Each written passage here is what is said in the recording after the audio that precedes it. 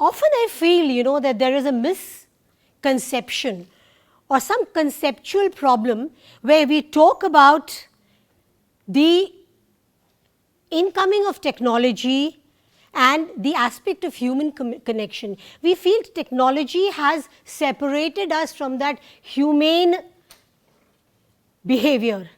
We are no more humane, we are becoming very mechanical. So there has been a conception, all a type, and whenever we have a conversation with each other, we keep blaming technology. I think often we keep blaming, I'm getting lonely because you're on the phone all the time. That's relationships are also suffering because we feel technology has made us lonely. It has spoilt our relationships, it's very difficult to build, and we have no time for each other. And there is no concept of connect. You're talking to a machine, you're talking to your phone, there is no concept of connect. You don't feel connected. You are in a community on a phone, and often you keep questioning yourself, am I acceptable in this community?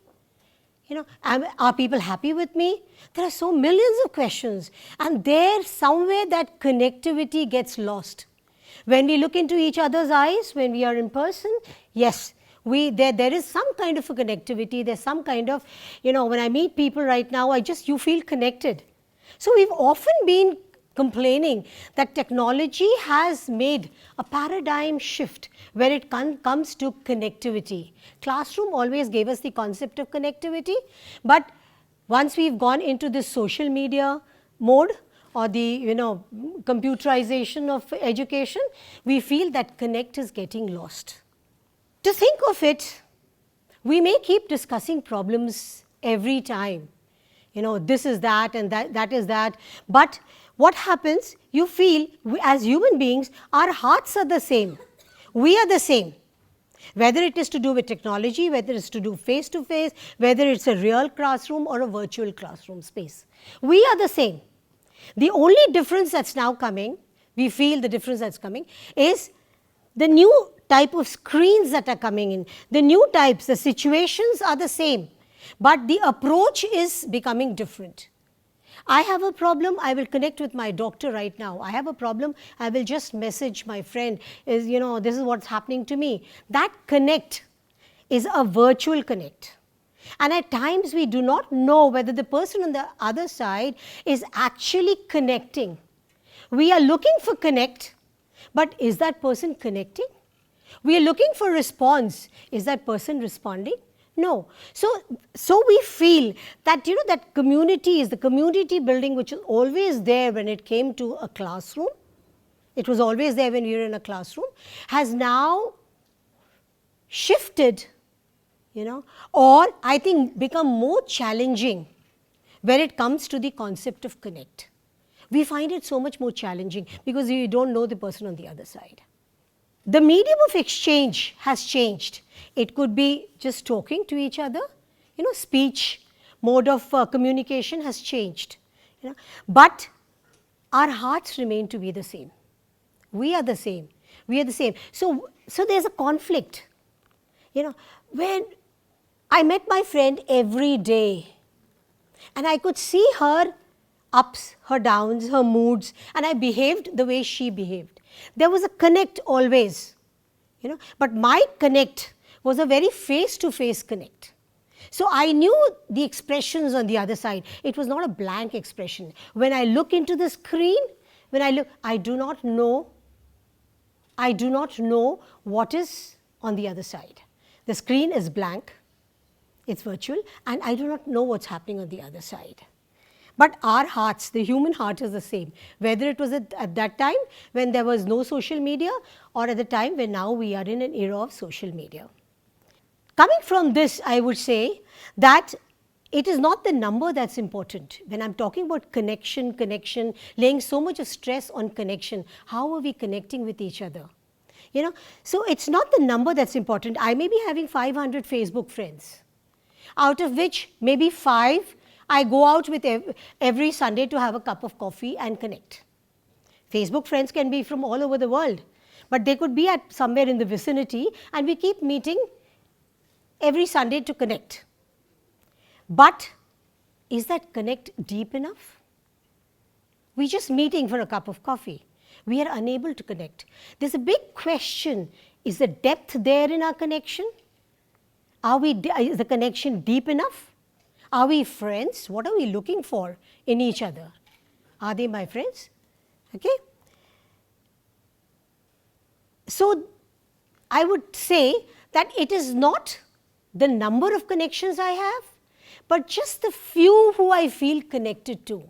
I may be sitting in a corner of a room, listening to a lecture, yet thinking of someone who I connect with. My questions are being answered. I'm in any situation. I may be just physically present, not mentally present, but the connect is there. I am connecting to someone.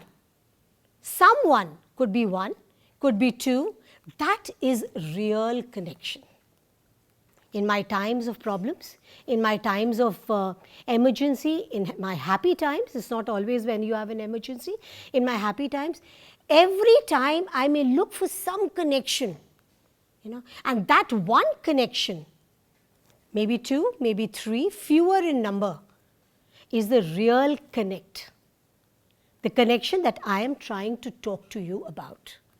When we come to real connection, the concept of real connection, we realize in all our lives, I think all of you must have gone through it, is real connection is very, very risky.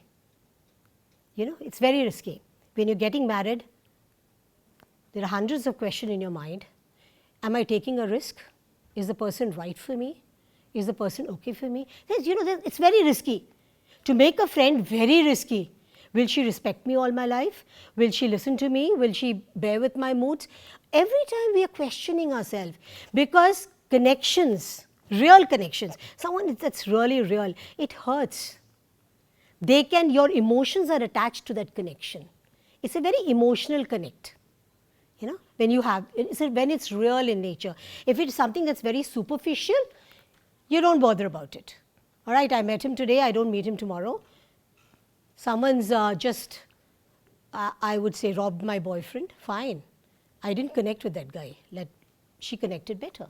So that connection, but whenever we try to have that real connection with someone, it's very painful, it's very hurtful, it requires time, it requires your effort, it requires a lot of courage and energy.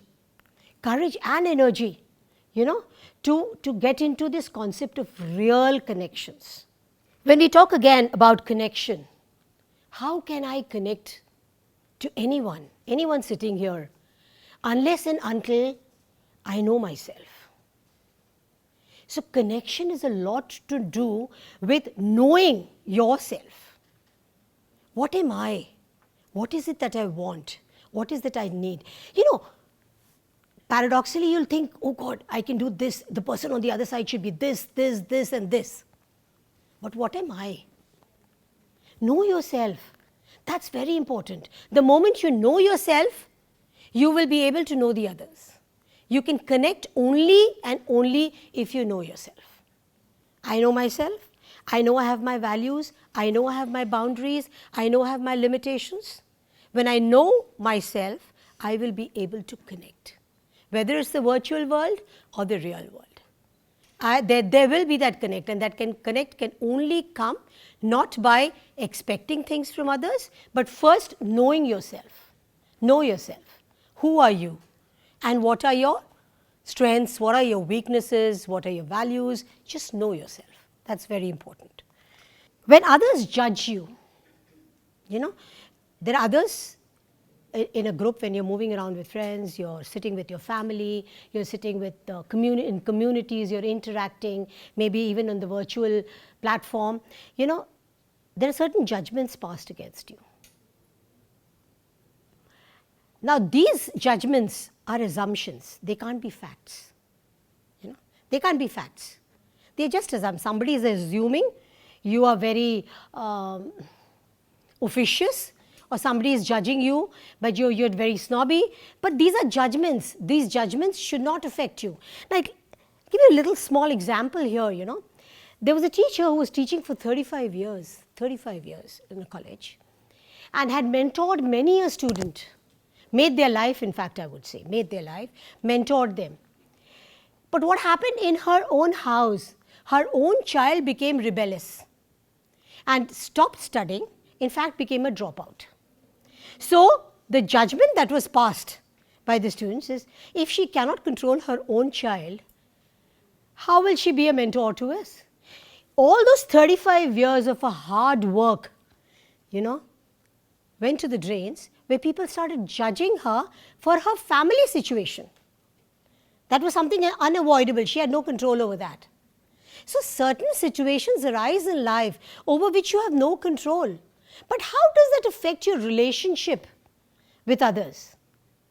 Does it, you start judging people, you start doing things, and any kind of judgment that is passed against you cannot be an assumption. You can't assume I am what that person is saying. That person is saying I am not nice, so I am not nice. Can we say that? Your others' judgments cannot be our assumptions. That it's true. Maybe I'm somewhere, I'm going wrong. Maybe I'm not a nice person, so people don't move around with me. Communities are disbanding me. I'm not able to connect with people. So these are judgments passed, that she's snobby, she's doing this. But judgments and assumptions are not facts. That's why you need to know your real self. What are you looking for in a friend? What are you looking in for a companion, a relationship? What are you looking for in? So know yourself. Don't let others tell you what you need, right? An important aspect here is, so we have an antidote to loneliness. Sometimes we say this, the mobile phones has made us more lonely. Everybody, there are cartoons that are always coming, where the entire family is sitting with their mobiles and laptops or whatever that is, Even the kids are sitting with their little tablets playing. It makes us lonely. Somewhere we feel we are not communicating with each other. It's making us very, very lonely.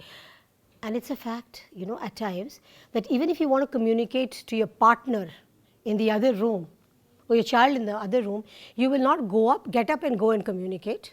You will not raise your voice and call the person. You will just send a message.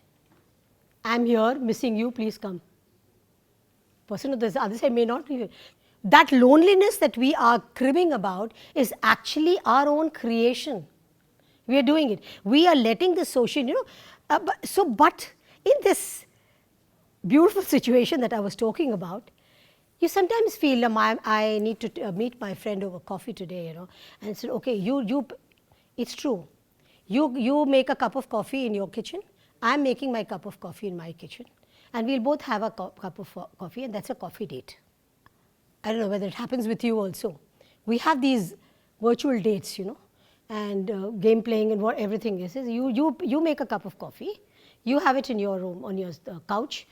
I'll make my cup of coffee and we'll both have it, and this is our coffee date. Now, why crib that we are lonely? Aren't we creating the situation for ourselves? Where is the connect? Connect over a cup of coffee. That is missing. We are both having a coffee.